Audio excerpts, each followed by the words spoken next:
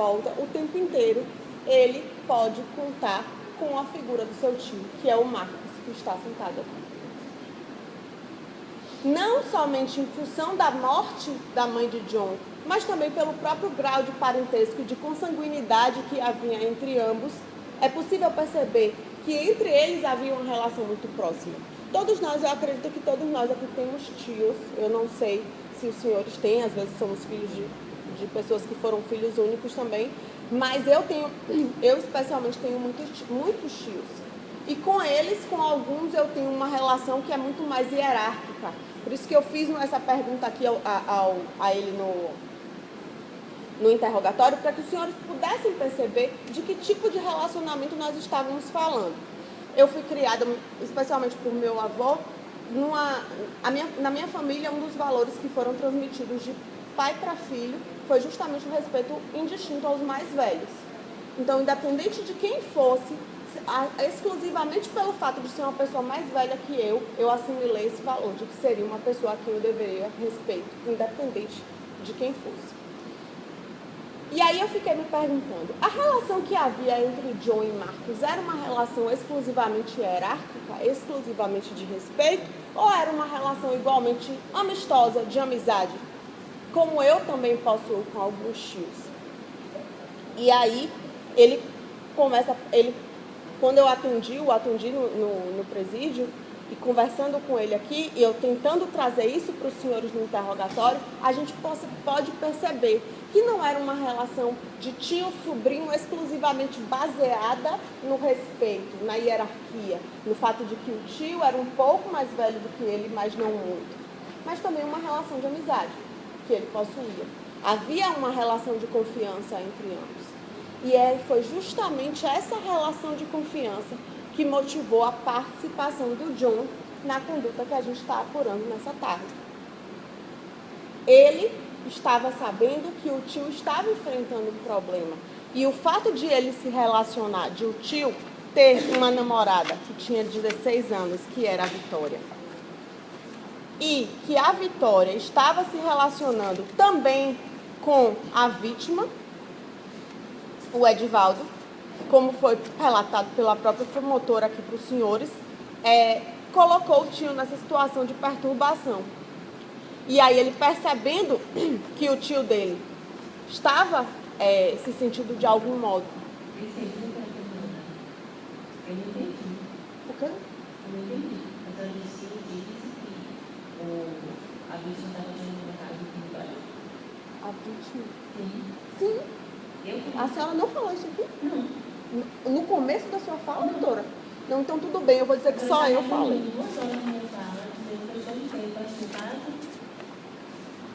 Eu retiro o que eu falei, então, senhoras e senhores, e essa é uma fala que eu trago, eu vou só encontrar qual precisamente é o depoimento que eu extraio, que é o da pessoa de Priscila. E um dos colegas do seu Denivaldo, do seu Evanildo, que é a vítima, a pessoa do seu Denivaldo, que foi um dos colegas taxistas, relata ter ouvido comentários de que ele estava se relacionando com uma mulher que era comprometida. Ele, inclusive, a vítima, fala que se ele fosse morto, ele seria morto por causa de mulher. E a gente percebe que havia esse envolvimento.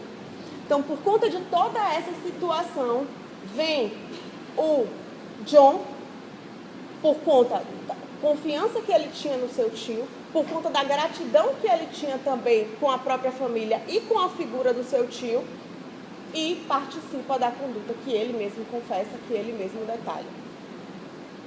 Pergunto aos senhores, então, onde está uma paga ou uma promessa de recompensa, que é defendida pela acusação como uma causa justificativa da qualificadora?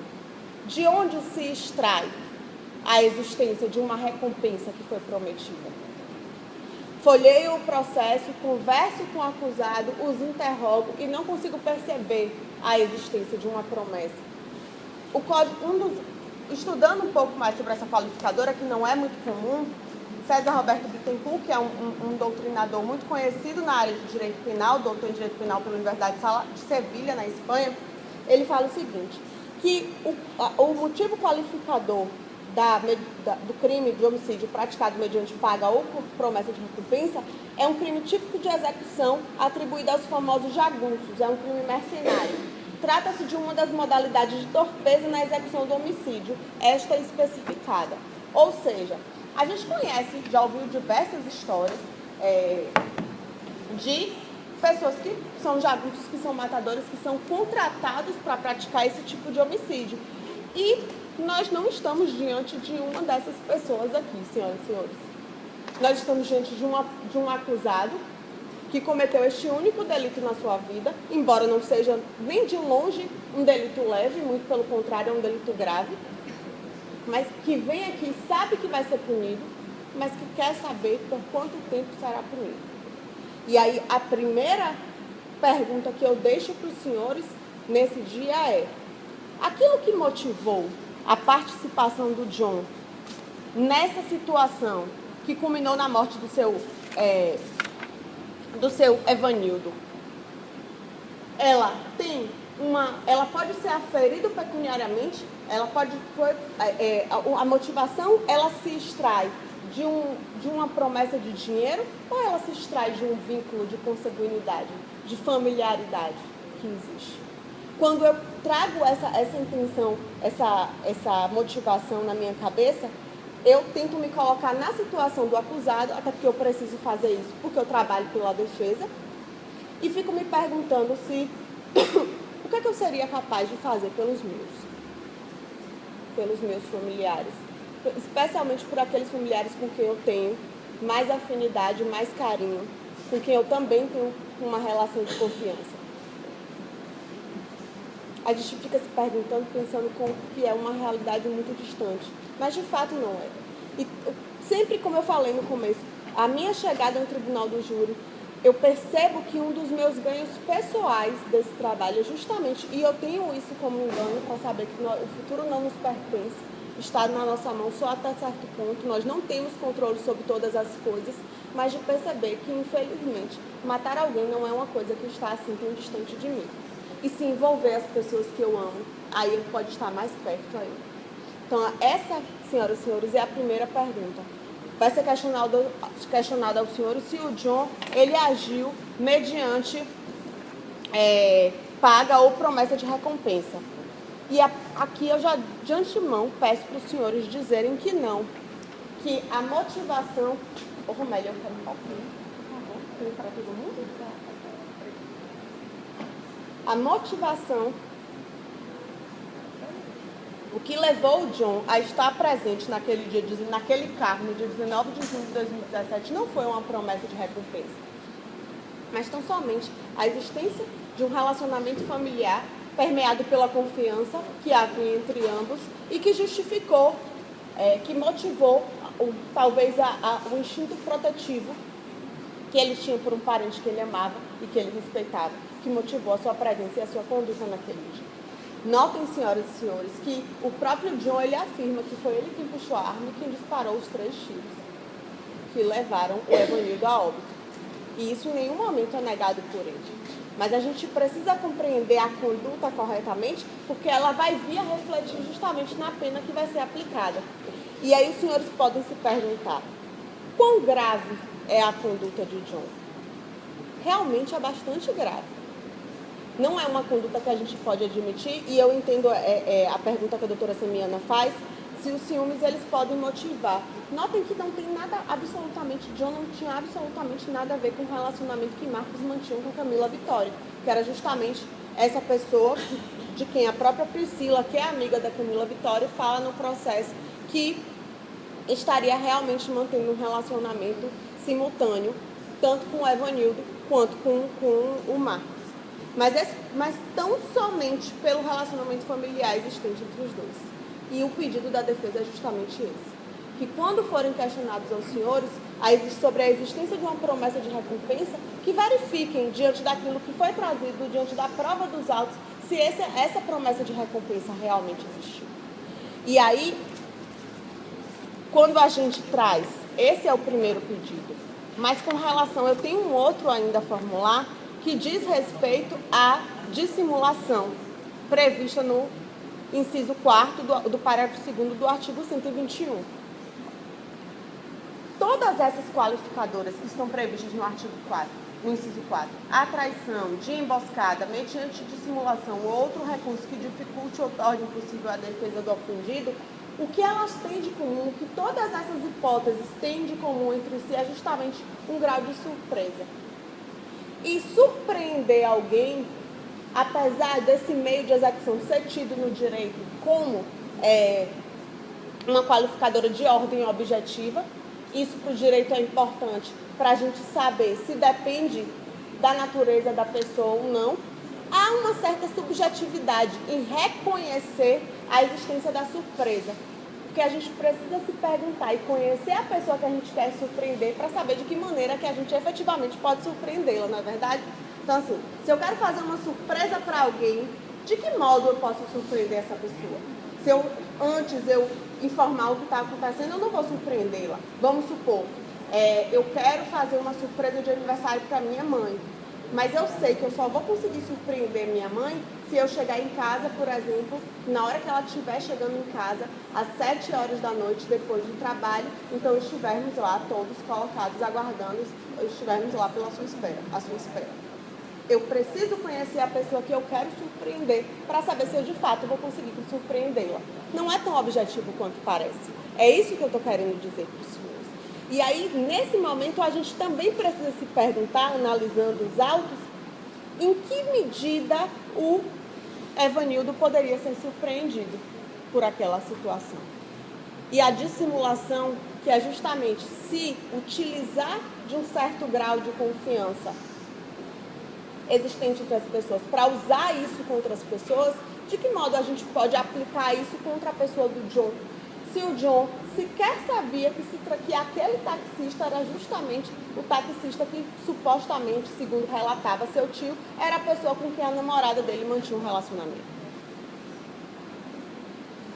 Será que essa qualificadora então pode se aplicar ao John? Será que o John poderia surpreender o Evanildo?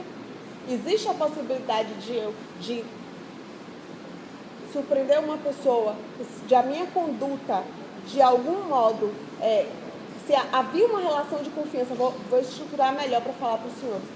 Havia uma relação de confiança. O Marcos fala que o Evanildo fazia diversas corridas para ele. Mas o mesmo a gente não pode dizer com relação ao John. O John e o Evanildo não se conheciam. E aí o John fala no interrogatório dele que naquele momento, quando ele sai da pousada, que ele encontra o tio já na companhia do Evanildo, é que ele percebe, e dentro do carro conversando, é que ele percebe que o Evanildo era a pessoa de quem o Marcos se referia. Então, senhoras e senhores, o pedido da defesa hoje é muito simples e vem, sobretudo, pautado de uma compreensão da própria reprovabilidade da conduta praticada pelo John, da qual ele tem integral consciência. Como eu falei para os senhores, ele não só sabe que ele vai ser punido, como ele já está no cumprimento da sua pena. Nós estamos aqui reunidos nesse dia para discutir com relação ao John exclusivamente quanto de pena lhe será aplicado. E aí eu pergunto, trago esse questionamento para os senhores.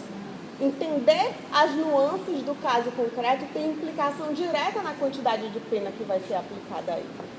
Por isso que eu peço que os senhores respondam que não, quando questionado se houve uma promessa de recompensa, porque a bem da verdade, como se apurou aqui diante dos olhos dos senhores, a motivação da conduta, partindo do ponto de vista do John, não foi uma promessa de recompensa, não foi uma promessa pecuniária, uma promessa de dinheiro, mas uma relação familiar, consanguínea, de confiança, uma relação de amizade que tio e sobrinho possuíam entre si. Motivo pelo qual a qualificadora da promessa de recompensa prevista no parágrafo 2º, inciso 1º do Código Penal não pode ser aplicada. E, com relação à dissimulação, também peço aos senhores que respondam que não. Porque como que John poderia se valer de uma relação de confiança para surpreender a figura do Evanildo, se com o Evanildo ele não mantinha qualquer tipo de relação? Se ele não confiava no Evanildo, se o Evanildo não confiava nele, como é que o John poderia surpreendê-lo negativamente a expor. O pedido da defesa é hoje. Hoje é esse, senhoras e senhores, perdão. Exclusivamente esse. A punição vai ser aplicada. A pergunta é, quanto? E aí eu me antecipo, doutor, a gente ainda tem tempo, se o doutor quiser retornar, vão ser feitas 2 séries de quesitos e uma parte, a parte final, vai se referir exclusivamente à pessoa do John, que é quem eu defendo nesta tarde. O primeiro quesito é com relação à materialidade. Se no dia 19 de junho, por volta das 9h20, na Rua da Penha, bairro Conceição, próximo ao condomínio Subaé, na cidade de Feira de Santana, a vítima, Evanildo de Souza Ferreira, recebeu diversos disparos de arma de fogo que lhe causaram as lesões descritas no laudo do exame de necrópsia de folha 5456. E a resposta, de fato, é que sim, porque um crime aconteceu, o Evanildo, infelizmente, está morto, e a prova disso repousa nos autos da folha 5456, que é justamente o laudo do exame de necrópsia. Com relação à autoria, é o segundo quesito. O acusado John William de Jesus Oliveira, no dia 19 de junho de 2017, desferiu disparos de arma de fogo contra a vítima Evanildo de Souza Ferreira, ocasionando os ferimentos descritos no laudo de exame de necrópsia de folha 5456, que resultaram em sua morte. Senhoras e senhores, a resposta aqui só pode ser sim também. E a resposta é extraída com base, sobretudo, no depoimento do próprio John, que é quem confessou, que foi quem, inclusive, auxiliou, trazendo a precisa dinâmica de como o crime teria acontecido, desde o começo. Então, a resposta ao quesito da autoria só pode ser que sim, que é confessada pelo próprio John. Terceiro quesito, o jurado absolve o acusado. Com as pessoas com quem eu já participei, as pessoas sabem que esse é um quesito que ele é obrigatório. Se recordam que no começo da minha fala, quando eu dizia sobre a existência do Tribunal do Júri, os motivos pelos quais o júri existe e resiste há tanto tempo na nossa sociedade, é justamente o fato de que a justiça não coincide com aquilo que é legal e os senhores podem optar por absolver, inclusive nos casos em que houver a prova da autoria, houver a prova da materialidade, como é um caso diante do qual estamos aqui. Mas esse não é o pedido da defesa.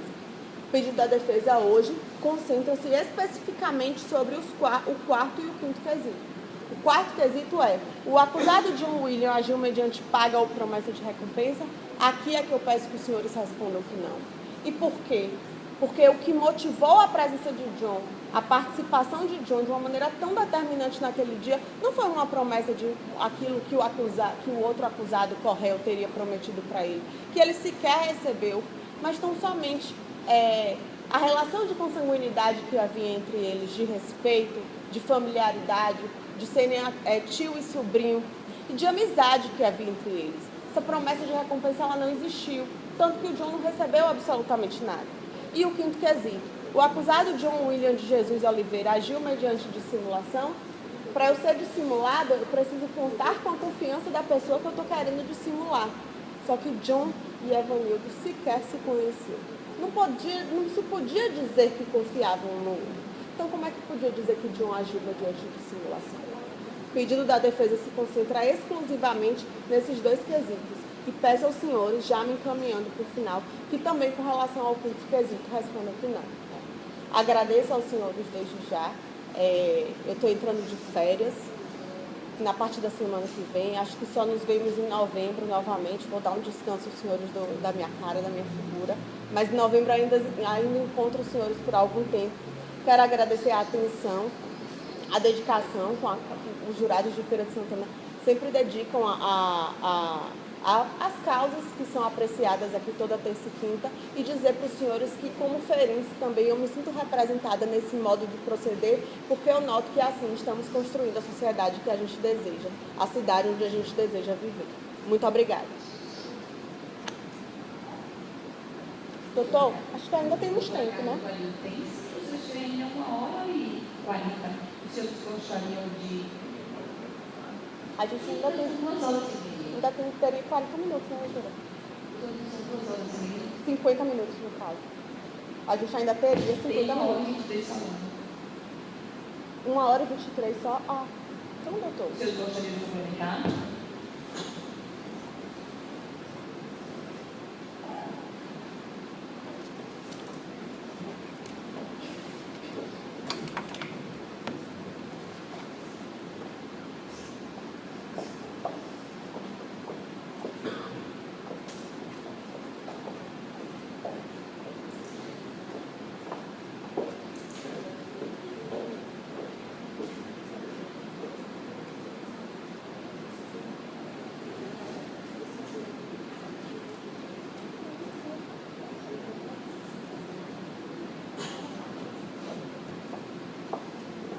O senhor pode falar à vontade? 15 minutos antes do final, eu informo o senhor. Não entendi. Não precisa se preocupar com o tempo. De 15 minutos antes do final, eu informo o senhor. Ah, tá. Obrigado. Senhor Geraldo, eu entendo que é cansativo.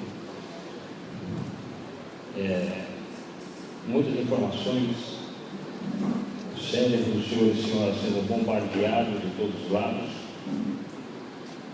mas estamos aqui para decidir o destino de duas pessoas, consequentemente, os seus familiares. Então, eu peço um pouco de compreensão, porque se eventualmente amanhã um dos senhores e senhoras, por uma fatalidade do destino, sentarem ali, os senhores irão exigir que o advogado faça tudo que está ao seu alcance e promova a melhor defesa. Então eu peço a compreensão. Gostaria muito de encerrar, mas não é um caso tão simples assim de se decidir. Há muitas anuências, há muitas vertentes, nada de certeza,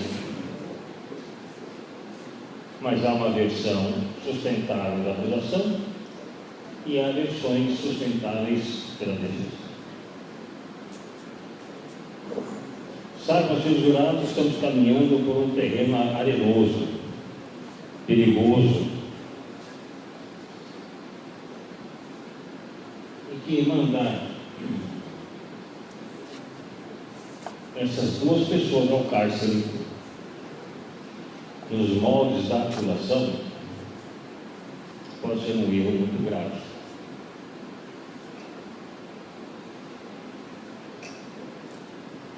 A condenação é certa. Não haverá impunidade.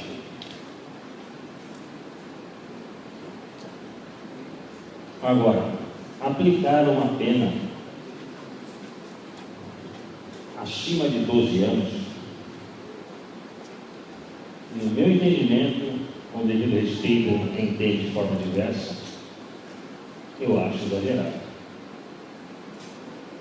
Não estou aqui equiparando o valor de pena com a vida humana. Não. Até porque, se condenassem os réus à prisão perpétua, a uma pena de morte, não justificaria a vida que se foi.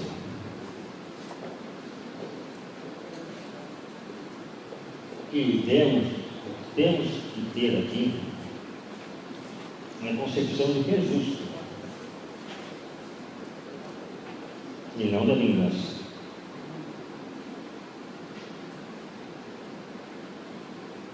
Não gostaria que pairasse no íntimo de vossas excelências o sentimento da vingança. Somos vingativos, sim, todos nós, maior ou menor proporção, mas somos todos vingativos. Ainda que no momento de raiva, depois acabamos refletindo, entendemos que não é aquele o melhor caminho. Mas por algum momento em nossas vidas já sentimos, sim, o sentimento de vingança. Mas hoje gostaria que os senhores e senhoras deixassem esse sentimento de lado. Os senhores hoje são julgadores. Hoje exercem uma função totalmente diferenciada daquelas que estão da porta para fora. Os senhores são pessoas selecionadas da sociedade. E aí pergunto, qual é a sociedade que os senhores e senhoras querem aqui? Eu hoje estou morando aqui.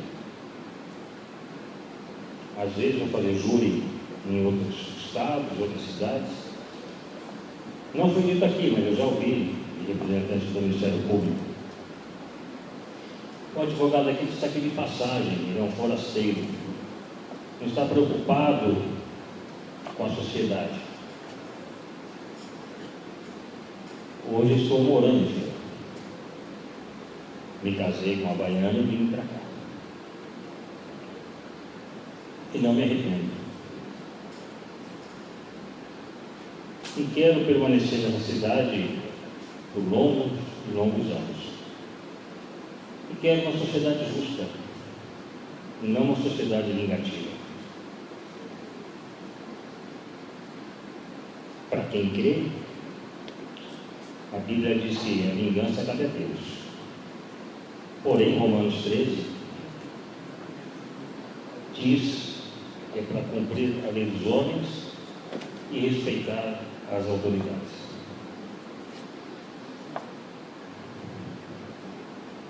Hoje quem tem o poder na mão de decidir são os senhores e senhoras. A nobre magistrada só vai aplicar a dosimetria da pena de acordo com a decisão de Vossa Excelência. Se eventualmente resolver absolver, ela fará uma sentença absolutória. Por outro viés, se condenarem nos moldes da acusação, fará a sentença com a pena bem mais exacerbada. Sobretudo, se decidirem pela tese defensiva, haverá também uma sentença penal condenatória. Uma pena justa. É aquilo que se espera de um julgador.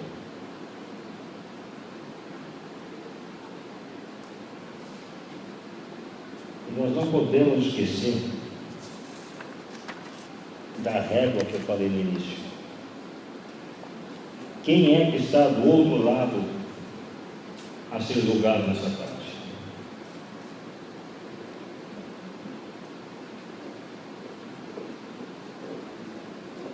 Às vezes, ser jurado, as pessoas têm uma pessoa amada ou um alicerce na vida. Principalmente o homem. Aqui sou obrigado a confessar, o homem é mais frágil para isso. Você não vê mulher andarilha, indigente, por causa do relacionamento.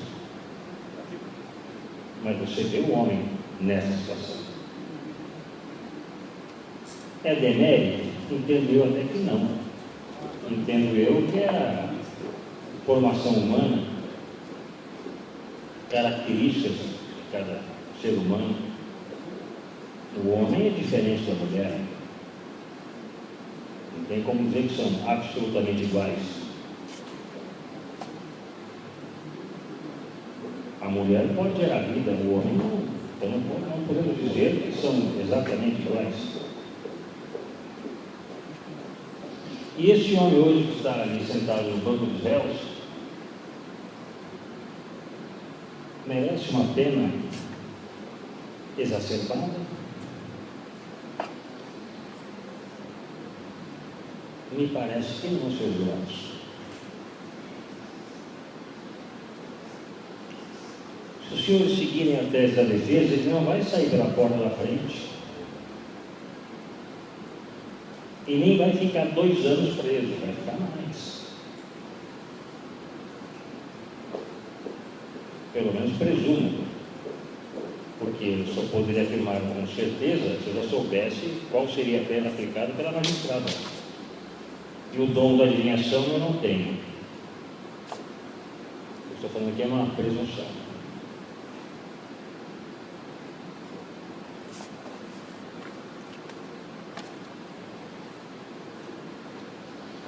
Toda a promotora indagou os seus jurados a seguinte frase: se a pessoa tivesse traído, se referindo a Vitória? Poderia ser morta? Se a resposta dos senhores fosse sim, os senhores não estão condenando, nem pela tese da defesa. Os senhores estariam perdoando o crime. E não é isso que a defesa postula. Mas os senhores são livres para decidir. Entendo que ele já sofreu bastante, o que ele já cumpriu de pena é o suficiente, pela vergonha que ele passou já está tudo certo, a vítima deu causa à situação, enfim, N motivos. E por essa razão eu quero absolver. No quesito 3, os senhores respondem sim. Estarão absolvendo.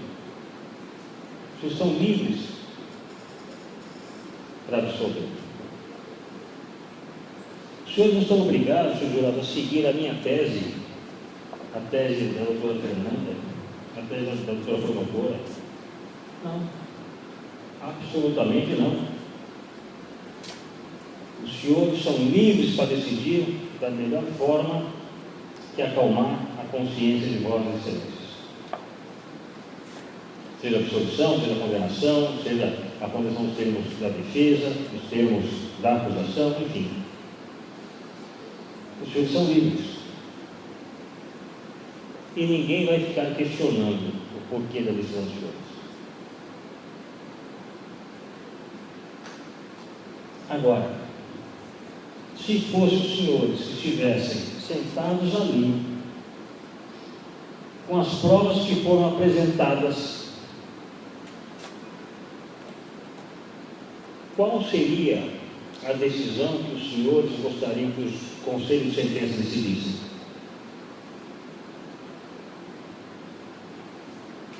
Se os senhores tivessem passado pelo que o réu passou, a tempestade psíquica, imbuído de uma violenta emoção, embevecido pelo relevante valor moral, o que os senhores entenderiam como justo? Se a prova quanto a promessa de pagamento fosse essas que foram aqui externadas, os senhores achariam justa a condenação por essa qualificadora?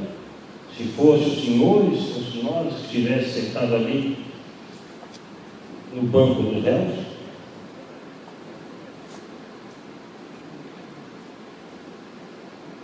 Nobre conselho, o único crime que nós não podemos dizer que nunca praticaremos é o homicídio.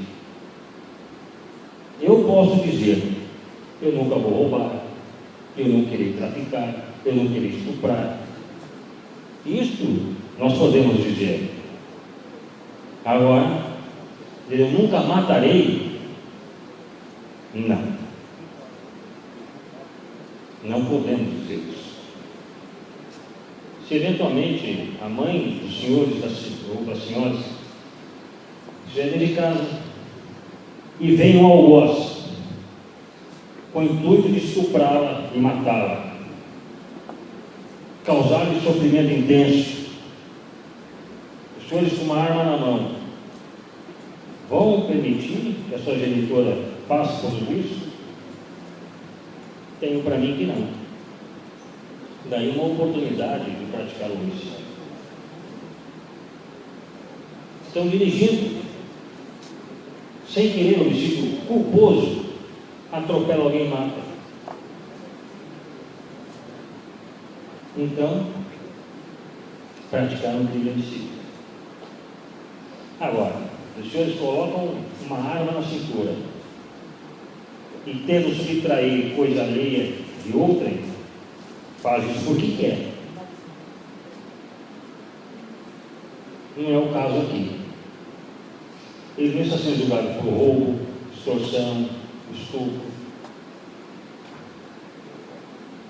Eles estão sendo julgados por um tipo de crime que qualquer um de nós podemos praticar.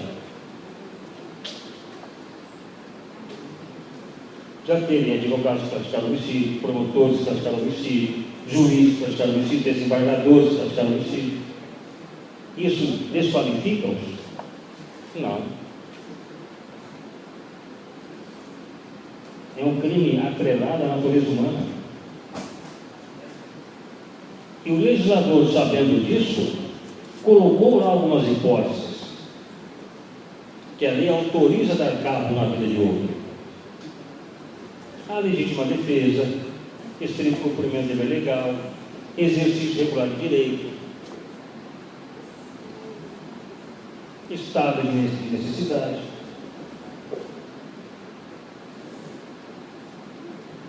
Inexigibilidade de conduta diversa, que é uma norma supralegal dentro do direito penal comum, mas há previsão dentro do direito penal militar, artigo 39, se não me falha a memória, do Código Penal Militar. A conduta humana, senhores jurados, não é uma soma aritmética.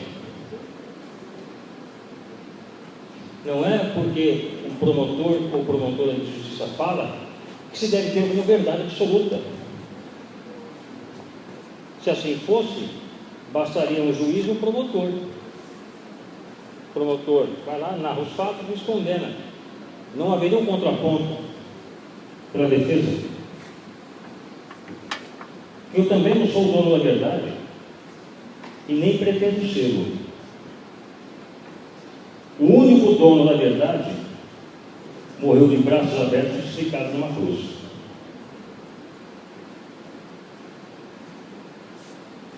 Nesse plenário, acho que não tem o crucifixo. Muitas varas do júri têm o crucifixo estampado. É para lembrarmos do maior erro do Poder Judiciário, que foi a crucificação de Cristo. Violou todas as normas da época. Então, para não esquecermos disso. O Estado é laico. Nem todos são cristãos. Sim, sim. Botar nenhuma imagem. Não, tanto é que há varas que tem, há varas que não tem. E isso não quer dizer que seja errado. Né? Como a doutora disse, é laico. Não estou criticando, não, viu, Excelência? Não estou criticando. Entendeu? Não, tá bom. É só uma questão de crença. Né? Então, eu estou criticando porque aqui não tem. Estou dizendo como simbologia. E procuro aqui para mostrar, mas o senhor já deve conhecer o crucifixo. E aí, para quem crê? Uma vez, numa palestra, perguntaram ao advogado o que ele achava do crucifixo no plenário do júri. E ele falou: olha, eu sou ateu, como religião não significa nada, mas como simbologia, um sofrimento. Eu achei interessante a resposta dele.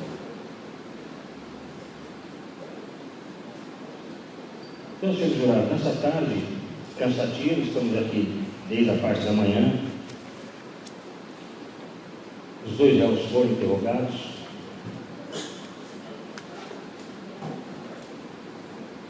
Iniciaram os debates. Já se passaram 5 horas de debate. Pois estamos chegando, está dizendo 5 horas.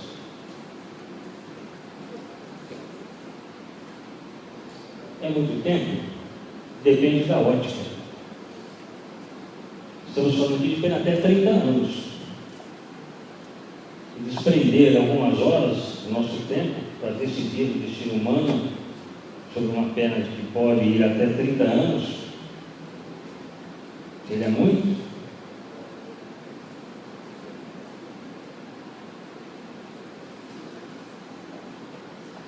Eu vou pegar a folha de quesito e vou explicar para os senhores com mais calma agora, só um minuto.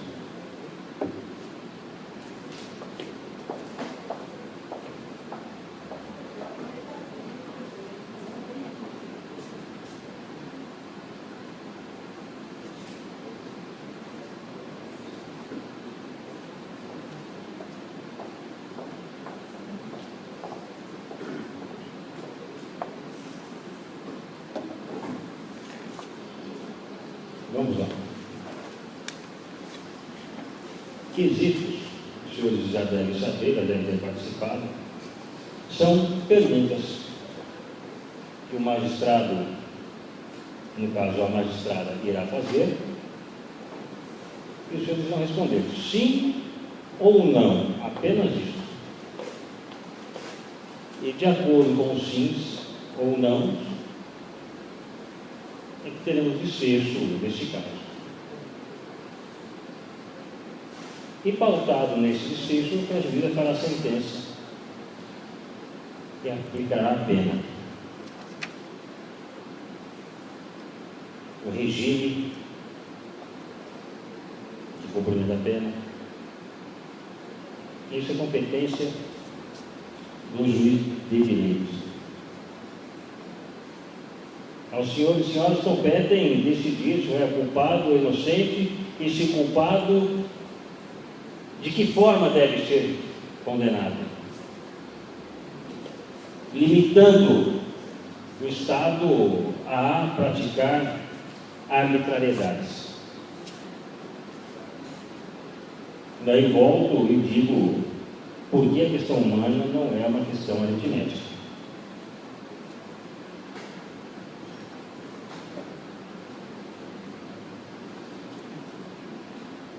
O quesito número 1 diz respeito à materialidade. O que é a materialidade? Alguém morreu? É só isso. O primeiro quesito é só se alguém morreu. Não está perguntando como, nem quem, nem quando. Não, é só se morreu. Morreu. Há como negar? Não tem como negar. Nem a acusação e nem a defesa está negando isso. Ambos concordam com isso. O segundo quesito, aqui eu estou me referindo ao réu Marcos. Terá quesitos quanto ao réu John. Ok? São coisas distintas. Quanto ao réu Marcos, sobre a autoria, o segundo quesito. O acusado Marcos Mota de Jesus, no dia 19 de junho de 2017, pediu ao coel John William Jesus Oliveira para efetuar os disparos de arma de fogo contra a vítima Ivanildo de Souza Ferreira. A defesa está alegando que não pediu.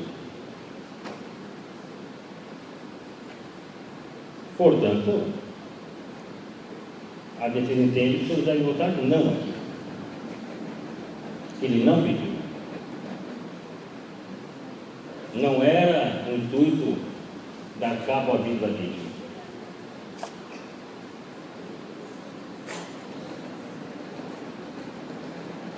Porque pensem, senhores jurados, esse conselho já participou de outros julgamentos, já tem uma certa experiência.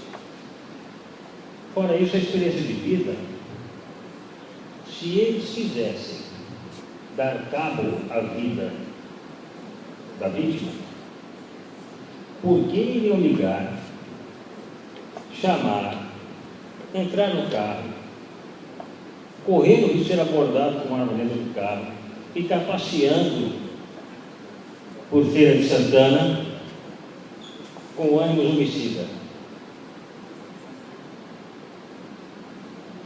Era mais fácil chegar com uma moto, já sabia onde ele ficava, e na efetuar o disparo e ir embora. Mais rápido, mais prático, deixava menos vestígio. Que é o que geralmente os homicidas fazem. Colocam um capuz, vai e mata. Arranca a placa da moto, enfim, fazem adulterações nas placas. Os policiais militares que aqui estão têm vasta experiência nisso. Se quisesse efetivamente matar, para quê? Queriam entrar dentro do carro da vítima e ficar andando para cima e para baixo com o carro. Não, é ali, está chegando, não sei o quê.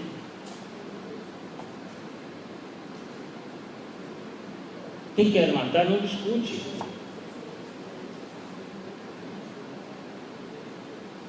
Não vai, não. Primeiro eu vou discutir, depois eu vou matar. Quem tem intenção homicida, vai e mata e pronto. Está resolvida a questão na ótica do homicida.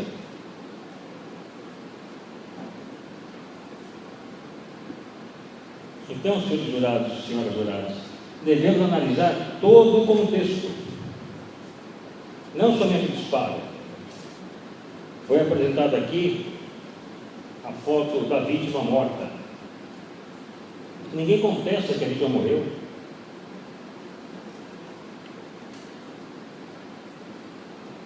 Ninguém contesta que John foi quem efetuou os disparos. O ponto que há divergência entre a defesa e a acusação é a questão da qualificadora, a questão do ânimo necande, a intenção de matar. Esses pontos que há divergência entre a defesa e a acusação. E quem irá dirimir essas dúvidas? Esse conselho de sentença.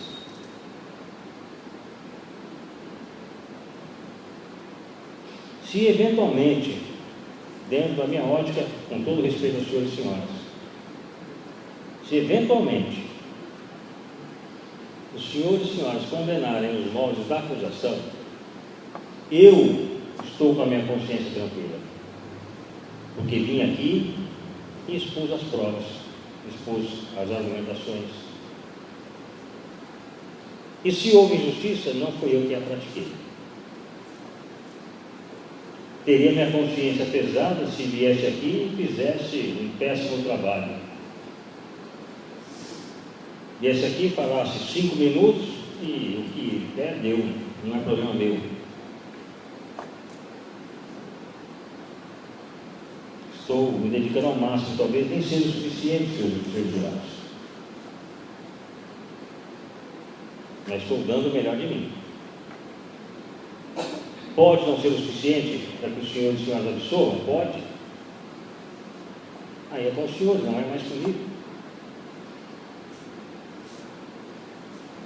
Eu não quero carregar a culpa de mandar alguém inocente para a cadeia. Portanto, a missão dos senhores e senhoras não é fácil. É uma missão árdua, difícil de decidir. Então, pergunto aos senhores e senhoras, se pelas provas aqui apresentadas, a pena para Marcos fosse a pena de morte, ou seja, não tem como voltar ao status quo, não tem como retroagir ao tempo e devolver a vida, por tudo que foi apresentado aqui, os senhores reconheceriam as qualificadoras e mandariam ele à cadeira elétrica? Se por alguns segundos os senhores pensaram, não reconheçam as qualificadoras, porque há dúvida. E a dúvida está prevista no Código de Processo Penal, artigo 386, inciso 7.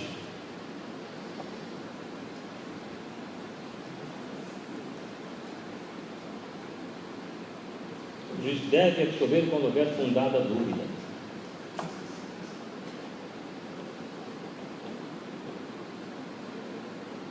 Nós não podemos assegurar com toda certeza de que houve a promessa, que eles tinham a intenção de matar. Nós não temos a certeza absoluta.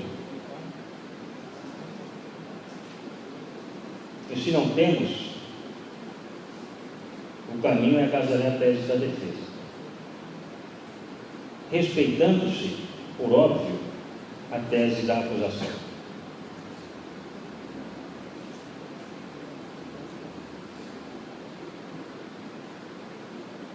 Então, senhores jurados, pensem lá na sala especial, antigamente chamada de sala secreta.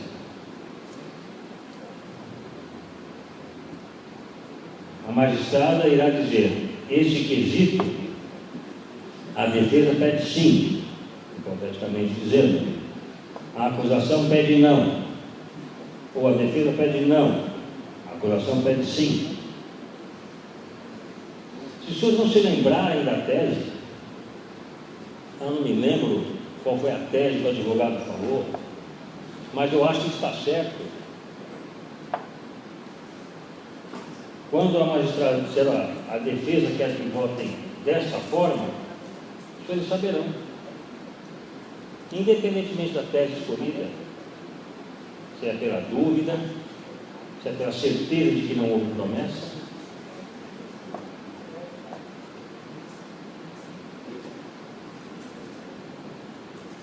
não há aqui, conselho, uma prova cabal da promessa de recompensa. Não há que falar também de simulação.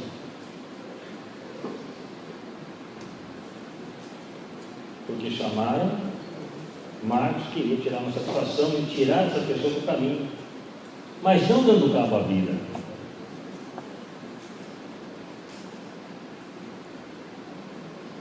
Talvez até exercer uma pressão psicológica,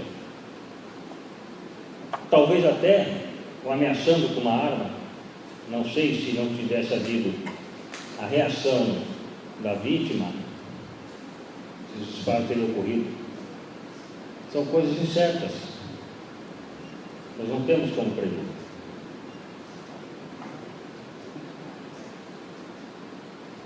Verdade é que dentro do carro, naquele fatídico dia, houve uma fatalidade.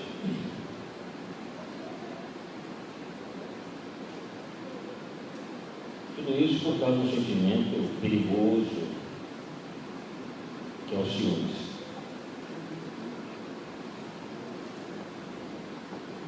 Quantas vezes os senhores já ouviram falar, se me trair eu mato? Vocês não devem ter ouvido falar, talvez até já tenham dito. Talvez até em um momento de raiva.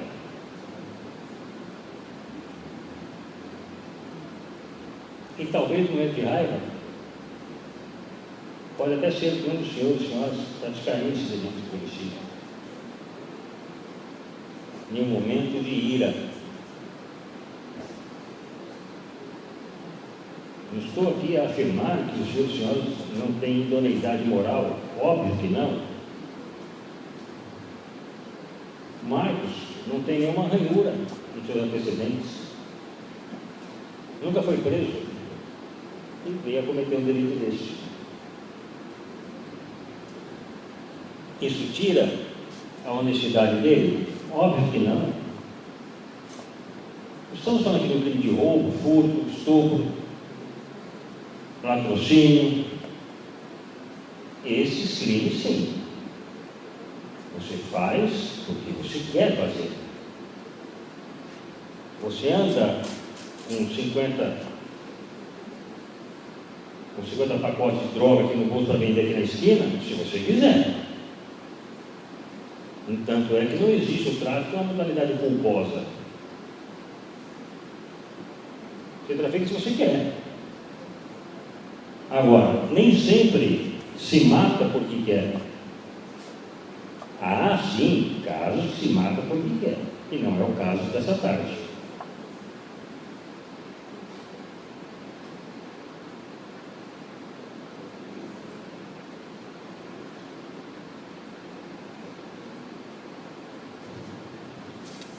Vamos prosseguir.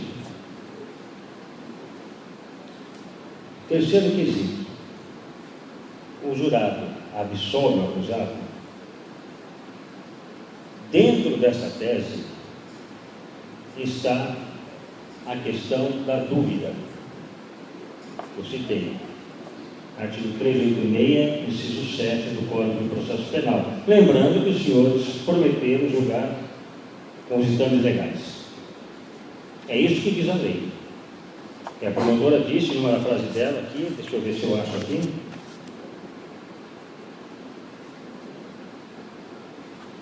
Aplicar a justiça que está na lei.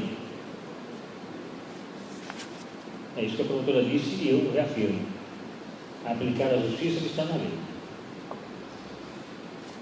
Havendo dúvidas, senhores jurados, se quando eu indaguei, os senhores condenariam o acusado Marcos à cadeira elétrica, se os senhores pensaram, ficaram na dúvida, é caso de reconhecimento aqui, inclusive até da absolvição, se os senhores quiserem.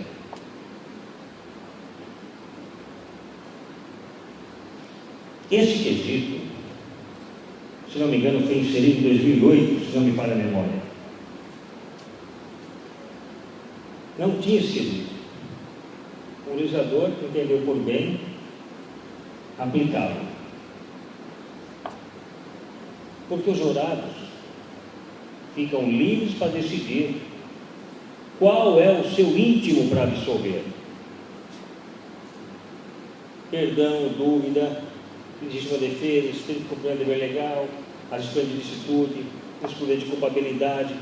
Não vem ao caso aqui, porque não tem nada a ver com o caso em espécie. Por qualquer razão, o jurado pode absolver neste ponto. Clemência, por entender que ele já sofreu demais, que a vítima também teve lá sua parcela de culpa, que a namorada do réu Marcos também teve a parcela de culpa, e no entanto não está respondendo nada, não é justo que ele responda também sozinho. Enfim, por qualquer razão, vocês podem absolver aqui. E se os senhores quiserem absolver, voltar com a defesa, os senhores devem votar aqui sim. No quesito 3, sim. Se eventualmente quiserem condená-lo, respondam não.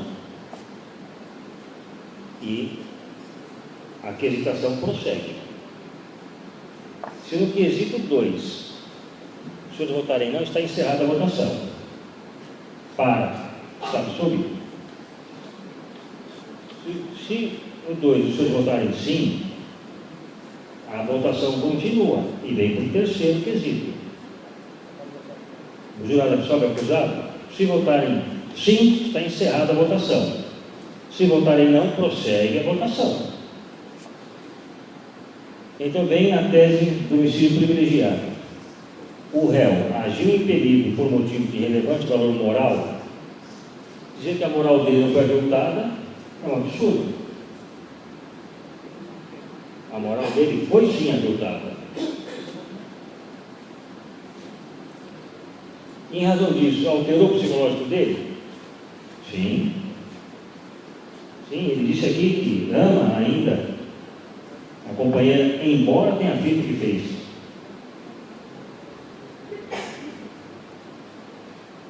Mas amor é um sentimento, e por ser sentimento nós não temos poder sobre ele. Amamos ou não amamos, ninguém escolhe quem amar. Amor é um sentimento que brota. E brotou nele. Pessoa certa ou errada? Não sei, aí fica a critério dos senhores.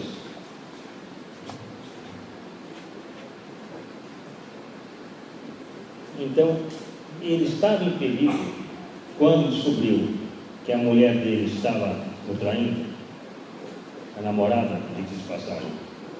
O réu agiu impedido por motivo de relevante valor moral. Quando ele descobriu, alterou o psique dele, houve uma tempestade psíquica, causou nele um sentimento de revolta. Se sim, se amoldou aqui ao homicídio privilegiado. Negar isso, no meu ponto de vista, respeitando o entendimento contrário, é simplesmente impossível. Somos seres humanos, senhores jurados. Salvo o relacionamento de bigamia aí, exigimos fidelidade.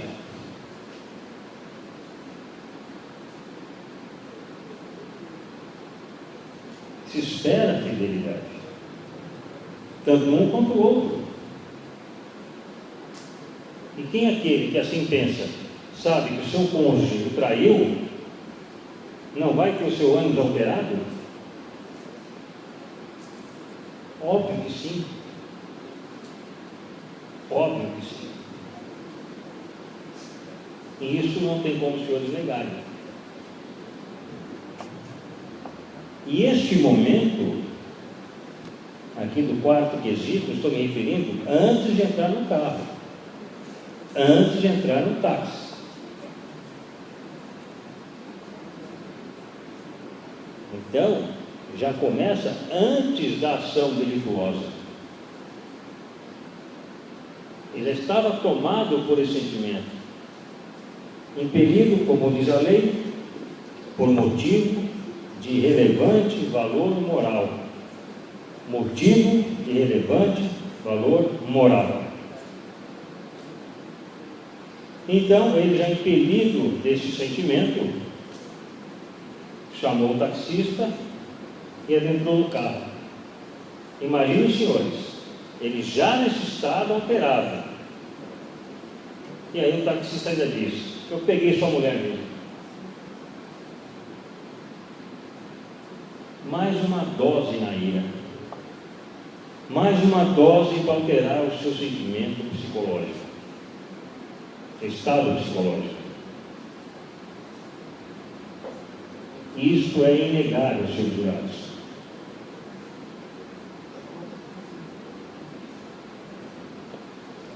E dessa afirmação da vítima é que se consubstancia o domínio de violenta emoção logo após injusta provocação da vítima. Me parece que a vítima não falou isso num tom de querer se confessar, se arrepender, pedir desculpas. Me parece que a vítima disse isso num tom de afronta. Tanto é que tem frases no processo que diz: o taxista disse, antes de você me pegar, eu te pego, neguinho. Olha, está saindo com a namorada do rapaz e ainda diz que ainda vai pegar, não?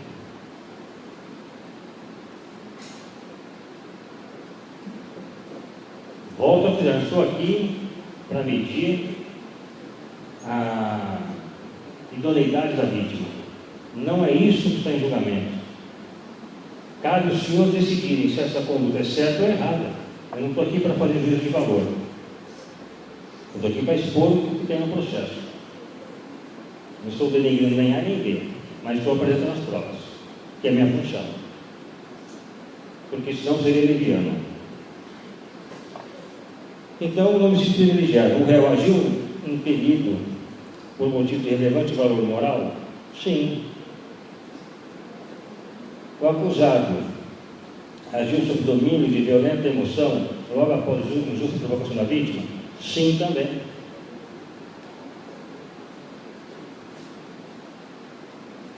Se eventualmente os senhores votarem não nesses dois quesitos, irá prosseguir a votação. E vem a tese da acusação, o sexto e sétimo quesito. O acusado Marcos agiu mediante paga ou promessa de recompensa?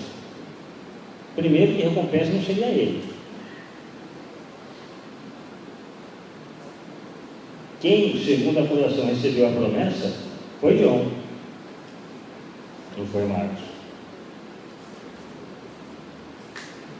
Até uma tese que esse crime se chama crime mercenário, né? Só se pode aplicar essa qualificadora a quem recebe a proposta. Pois não. Há uma corrente de sentido. Há uma corrente de sentido. Doutora, você está convidada a vir à réplica e explicar. Mas há uma corrente de sentido. A lei também prevê, doutor, que eu posso fazer sim uma parte. Pode sim.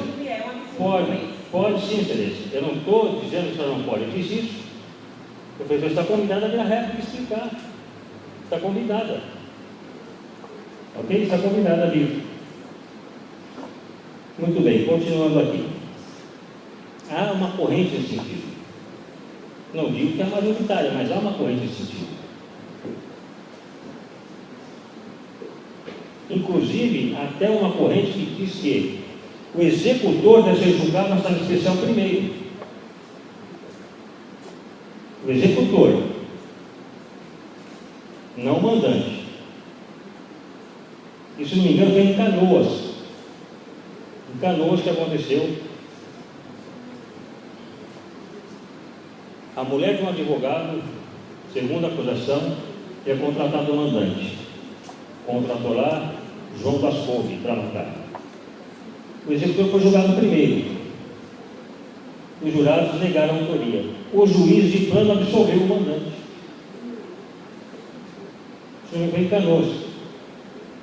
Então, há corrente nesse sentido. O direito não é exato. Se fosse exato, colocava numa maneira de calcular e estava tudo resolvido. Não é assim que funciona.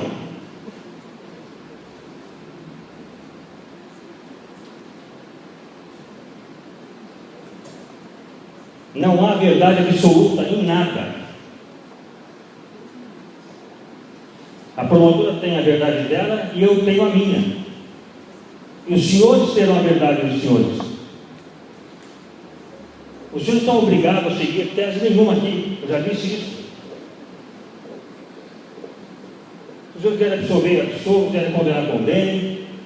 Aí é com os senhores. A função dos senhores hoje, essa tarde, é essa: é condenar ou absolver. Se condenar, que moldes da condenação. É isso.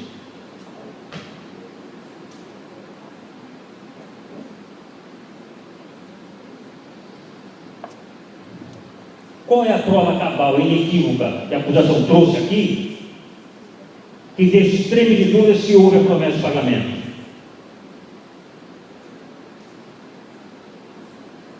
A própria acusação disse aqui que depoimentos são interpretações. Prova pericial, não. Mas depoimentos é interpretação que cada pessoa tem. O réu prestou depoimento. O senhor teve uma interpretação, ela teve outra, ela teve outra. Eu tenho certeza disso. Cada um tem uma interpretação. Prova pericial, tem, não tem. Transferência bancária, tem, não tem. Troca de mensagem no WhatsApp, não tem. Os réus estão negando qualquer tipo de promessa de pagamento. E volta a frisar, artigo 156, quem acusa cabe o ônus da prova. E essa prova substancial, cabal, extrema de dúvidas, não veio. Por uma razão simples, não há no processo. E se não há essa prova definitiva, peço aos senhores, não digam sim para isso.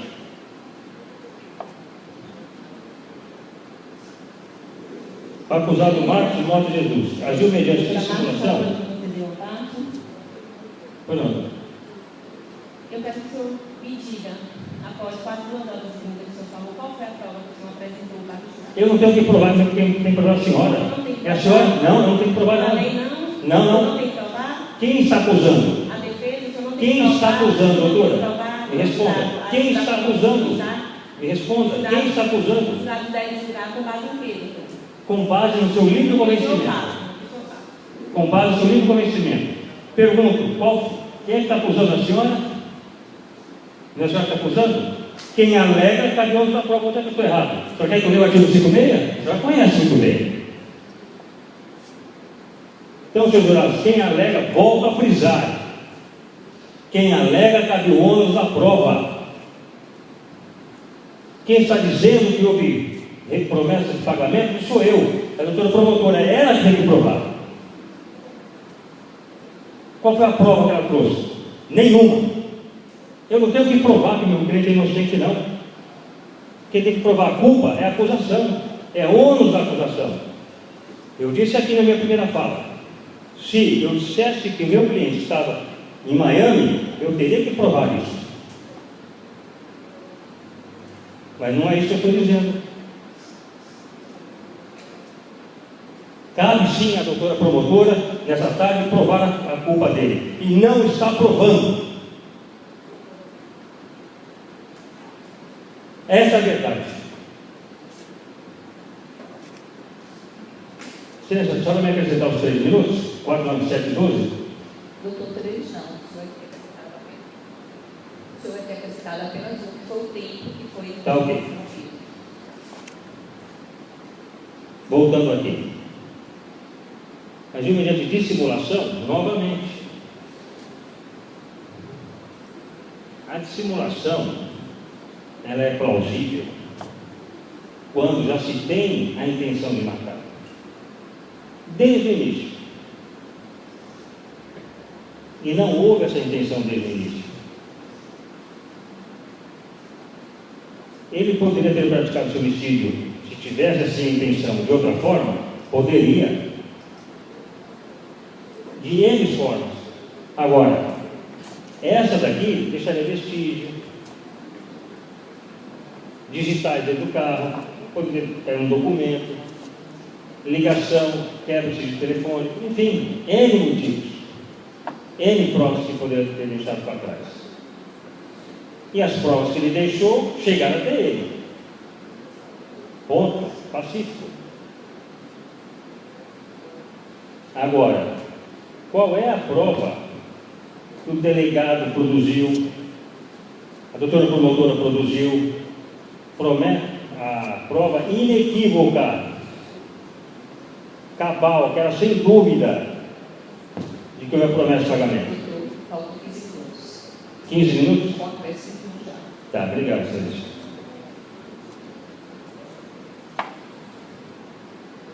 Então, senhores jurados, voltando a frisar, eu não tenho que provar a inocência do meu cliente. Rege o princípio indúbio pro réu, na dúvida favorece o réu. Logo, eu não tenho que provar a inocência. Quem está dizendo que fez é a acusação, não sou eu. E por força do artigo 56 do Código de Processo Penal, quem alega que cabe ônus da prova?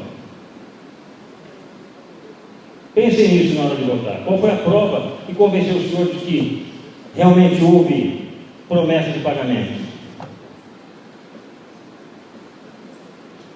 Qual foi a prova inequívoca de que houve simulação?